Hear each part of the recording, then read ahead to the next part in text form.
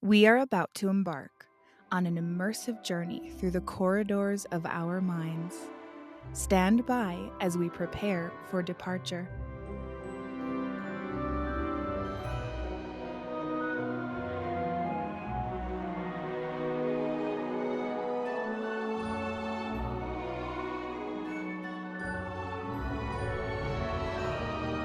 Welcome aboard, everyone, to the Productivity with Peace of Mind podcast adventure.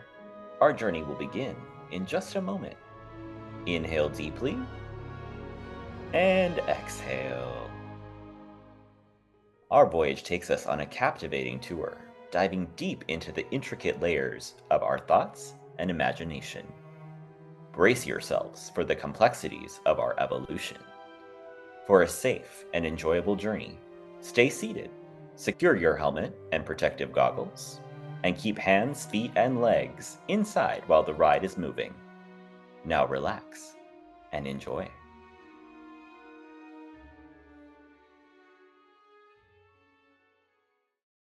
What if I told you the key to launching a successful project isn't just in great execution, but in our detailed and thoughtful planning and strategy ahead of time?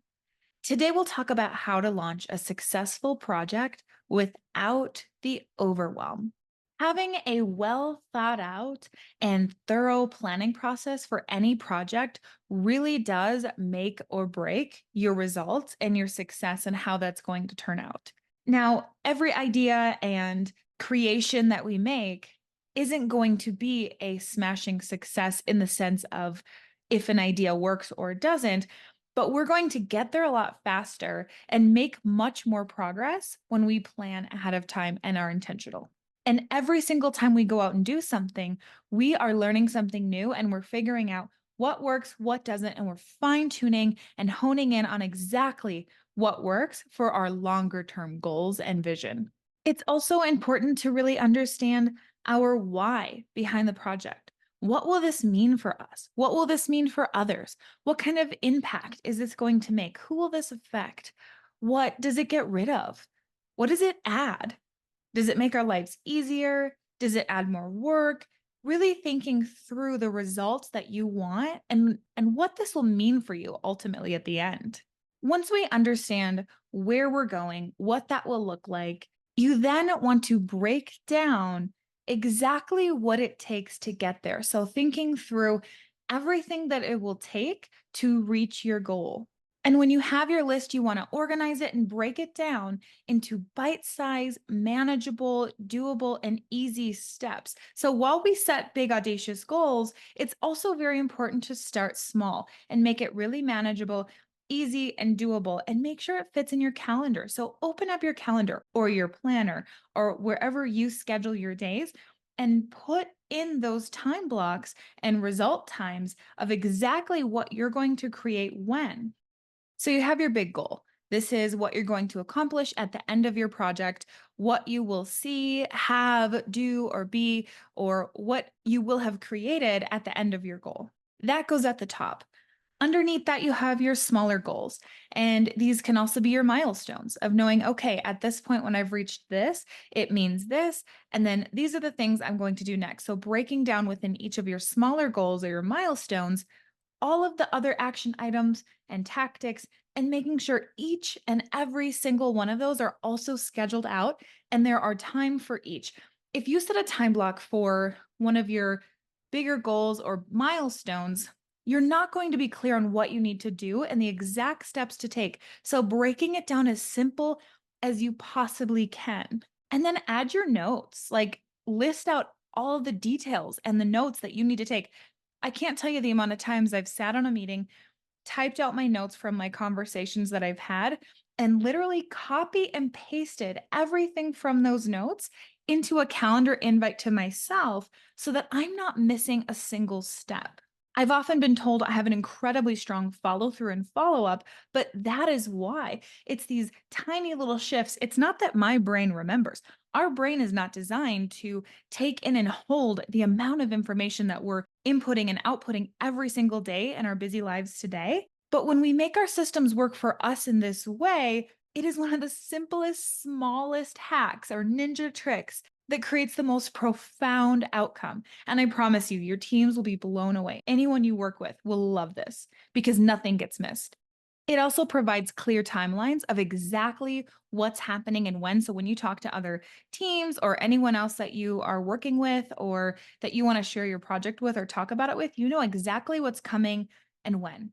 And a really important piece of the planning process is anticipating obstacles. This is probably one of the most missed steps in any project, probably because it's the least fun. Nobody wants to think about things going wrong or problems or the obstacles. We want to think about the shiny object we are just working on creating and dreaming up. But if we don't anticipate what the risks and obstacles and challenges might be, we won't be prepared with a plan on how to overcome them. This way, once you reach a challenge or an obstacle, you've already thought it through, you've been intentional, especially when things get busy and there's a lot going on or you have a lot on your plate. You've already thought through it, your brain has practiced it, and you know exactly what to do and what steps to take. Now, I want to talk to you about the seven C's. And I'm not talking about oceans, although there's enough to uncover in each one. It might feel like an ocean. No, I'm talking about the letter C, the seven C's of any successful project. These include clarity, commitment, creativity, connection, communication, consistency, and completion. Number one is clarity. This means getting clear on what we want long term, understanding why we want this. What will this mean for us? What happens when we achieve this? And also understanding what happens if we don't achieve this and things stay the same. What outcome is this preventing by achieving it? And removing the fluff, because I've seen it a million times where there's a new project or a new idea, and so many ideas get added to the pile, and they're amazing ideas, but they don't all fit, they don't all work, and they don't all make sense for the plan and for the vision. But whether it's ego or our feelings or lack of wanting to just spend the time doing it, we don't go back and remove what doesn't fit in the plan. And then there's so much fluff and excess outside of our focused plan. So we have to be crystal clear on what we're doing and what we're not doing, because what we remove is just as important as what we're adding in. And the last thing you want is a team full of people going in 50 different directions. It's the fastest way to end up nowhere. Number two is commitment. Committing to what it takes to move this across the finish line, especially because we won't like all of it. Not everything it takes to reach our dreams and accomplish our projects and goals is not something that we'll enjoy, but it is the thing that we're choosing to do in order to reach the bigger picture. So, making that commitment to yourself, making that commitment to your team if you're working with a team on this project. And you can write it down and make it as clear as you want, especially from step one. We got super clear on what we're doing. That makes your commitment really easy to write out. I insert your name, commit to creating fill in the blank by when are you creating it by? When is your goal? When is the end of your project? Resulting in, and what is the impact you're making? What is that result? Number three is creativity. This is where we get to think outside the box, be flexible, learn from our mistakes, be able to pivot and innovate with new ideas and solutions. So, a lot of times we might want to create a plan and in our minds, we expect it to go exactly as we thought it through. And that's rarely the case. Yes, we can commit to our time blocks, and yes, we can commit to creating what works. And yes, we can commit to creating what we've set out for ourselves to create. But part of this process is the learning what works and what doesn't. So having that ability to step back, zoom out, think from different perspectives, leverage your team and their perspectives if you're working with multiple people on this, and think about this in different ways. I would say lack of creativity is probably one of the biggest things that keeps us stuck when something doesn't work because we're not prepared to creatively solve complex problems that come up for us. Number four is connection. So thinking about who can we connect with in order for our project to be successful. This is one I wasn't always the best at, but I had to learn this skill of bringing people along with us and thinking about what experts or outside resources can we leverage? Who can we partner with? And when we're working in an organization or with a team, what teams will you work with? Whose skill sets really stand out and can make an impact for the result you're working on creating? Number five is communication. This is probably one of my favorites out of the seven C's. And yet, it's one of the most missed in not just projects, but life. I think communication is one of the top things that can solve so many of our problems. So, as you're planning out your project, really thinking through how will everyone be informed with what they need to know and when? And not just thinking initially, thinking all the way through your project from now until the end, through every single phase and beyond your project. How will this be successful? And how can we talk to each other and communicate in a way that leaves nobody out of the picture and it gets it all the way through? I've seen this happen in teams where maybe the leadership team knows, maybe their team below them knows, but it doesn't go all the way through to every single layer of the organization and things get missed. People feel confused. Things are dropped on teams last minute and they're not prepared. And then it doesn't roll out or isn't as successful as was originally intended. And if you're working with a project team, it's important to ensure that you're effectively communicating with them and they know exactly what their roles are, exactly what they're owning, and what they're responsible for so that they can come back and bring you those results. And beyond your project team, you can assign a spokesperson from each section or team or area to facilitate communication and alignment so that they're not just hearing it through a company newsletter or an email from somebody. You're actually having that one on one connection all the way to the bottom, creating those partnerships and those connections to connect the dots between who's going to talk to who about what's going on. You will bring that all the way through and see so much more success. This ensures there's no confusion, everybody is on the same page, and everybody knows what's coming and why. Number six is consistency. Consistency is the key to success in anything that we do. We must stay on top of our projects and show up every day to do the thing we said we would do. In the beginning, we set our plan, we built it out, we time blocked, it's on our calendar, and then we have to actually show up and do the thing. If we don't, we get delayed, stress builds, we're overwhelmed, and we're working from an unhealthy space. Last but not least, number seven is completion. This is also where we cue the celebration. We deliver our project. We follow up and set any other follow ups or ongoing things that need to happen. We hand off anything to anyone who will be going forward with whatever we've created. We communicate our findings to who needs to know. We delegate any last loose ends and communicate anything we've learned to those who have a stake in what we're doing. When you're working on a project by yourself, this can look like celebration, wrapping up, taking time to review with yourself what worked, what didn't, what am I going to do next, and what will I do to continue whatever I've created from this current project. So, those are the seven C's we sail through in order to create the most successful projects with precision. Now, I want to talk to you about our ownership of our success. It is mandatory that we own our project like a pit bull with a bone. It can feel hard, but it's not as difficult as we think once we start building this muscle. Following up and staying on top of something can feel like in our minds, this is some big, hairy, audacious thing and is going to take so much of our energy. But some of these steps only take a few seconds. Setting that follow up reminder in the calendar, making a quick call, sending an email, making sure that even when something is in someone else's hands, we are on top of it without exhausting ourselves. Of course, we want to leverage our reminder systems and our calendars and our project management softwares, but making sure that nothing gets left untouched. Everything that you set out in the beginning will come to fruition when we own the success of our projects.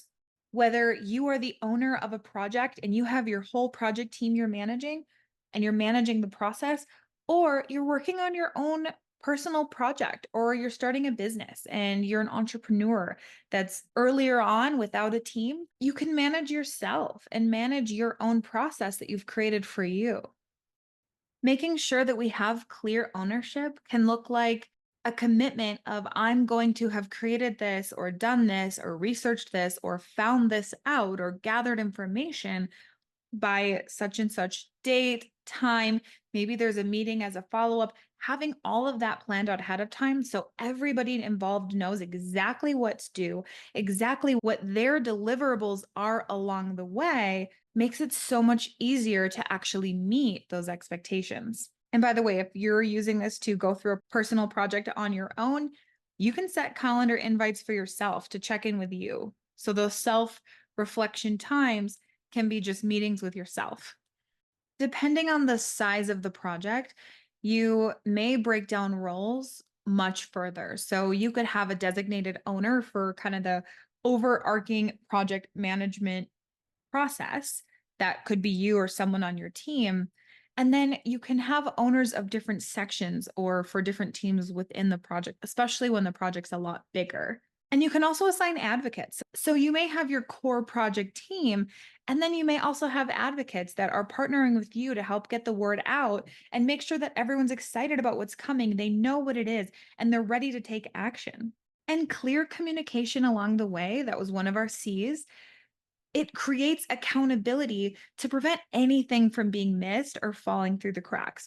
Knowing exactly what's coming, exactly when we're going to check in, and what is expected eliminates any excuses as to why something wasn't done. The biggest excuse for not reaching a result is confusion. And confusion is just a lie we're telling ourselves. It's a choice that we're making to not become clear on exactly what is needed. And there's also the reality of limited resources, budgets, or people in teams, requiring us to get creative, another one of our C's, at times and think outside the box a little bit to be able to still reach your results, but maybe not in the way you originally intended. And it might sound funny, but we can also take time to grieve the ideas that we loved that didn't work out. We all have an ego and we all feel attached to the things that we create. And some of them just don't work, and that's okay. So we're allowed to feel bad about that, say goodbye to it, and move forward. But what we don't want to do is keep the ideas that aren't working on board, taking up space for the things that do work. We want to recognize immediately what doesn't work and get rid of it and go to the next thing. Ultimately, you're the owner of the entire process. So you figured out your big vision and when you would reach it and how you were going to get there and what it meant to you. You brainstormed what it took to get there and broke that down into bite sized, easy, digestible, and manageable pieces, built out your plan in your calendar, executed, and you owned it and kept your word to yourself and your teams. So we covered the importance of intentional planning, thinking through your process ahead of time, the 7 C's of any successful project, and owning our own success of what it is we're creating. Let's commit to ourselves to take time and intentionally plan ahead of time so we can reach our desired results. I promise you, if you build out your plan and really think through all it will take ahead of time and then commit to taking this daily action every day you set for yourself, you will reach your results. You will achieve your goals. It's as simple as that. Having a strategic approach and prioritizing what needs to be done to move the needle, we can achieve anything we want. I'll see you on the other side of your most meaningful projects.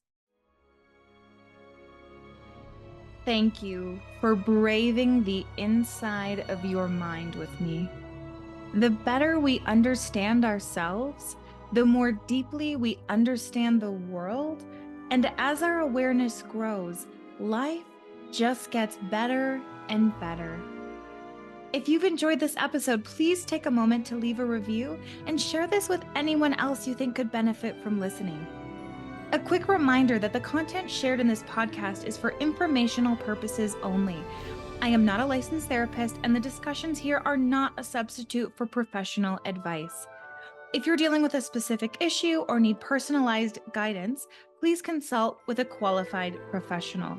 Your well being is important, and this podcast is simply a platform for sharing insights and experiences. I appreciate you spending this time with me. Until next time.